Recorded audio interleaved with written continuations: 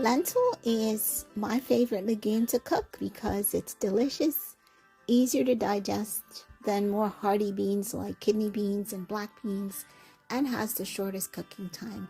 It's also a good substitute for making veggie burgers and can replace ground beef in some recipes like lasagna. Making this lentil stew is also a good way to use up vegetables when you have excess. What you need: 1 cup lentils. Seasonings: I recommend seasoning to taste with the following: 1/3 teaspoon salt, half teaspoon garlic powder or 2 chopped fresh garlic cloves, half teaspoon turmeric, 1/4 teaspoon thyme, 1/4 teaspoon rosemary, 1/4 teaspoon basil, half teaspoon onion powder, and 1/4 teaspoon cumin, or your favorite seasonings. And whatever vegetables you have on hand, such as potatoes, onions, carrots, celery, red, green, or yellow bell peppers, tomatoes, spinach, or kale.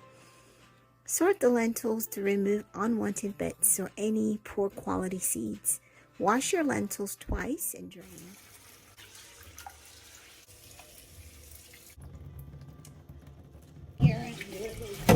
Put them in a 2-quart pot with enough water, about 2 inches above the peas.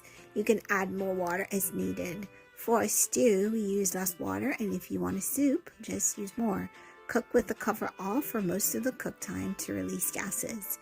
Cook on medium heat for about 10 to 15 minutes until the lentils are half cooked.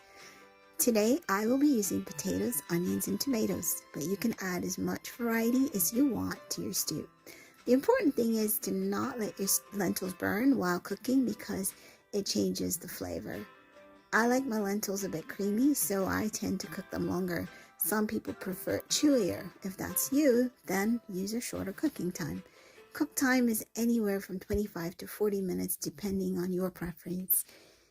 In about 10 to 15 minutes, when the lentils are about halfway cooked, you can add the seasonings and vegetables. Reduce the heat to low so that it just simmers.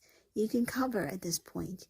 For more tender vegetables like tomatoes, add them in the last 5 minutes or so, unless you want them to completely dissolve in the stew.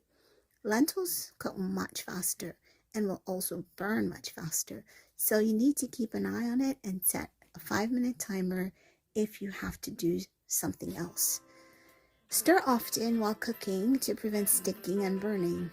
Use your cooking spoon to scrape the bottom of the pot when you stir to lift any parts that might have started to stick. Add a tablespoon or 2 of honey if you want to add a bit of sweetness. Enjoy! A recycled mason jar is perfect for storage if you have leftovers. In my next video, I will show you how to turn leftover stew into veggie burgers. Thanks for watching. Hope you'll join me for my next video.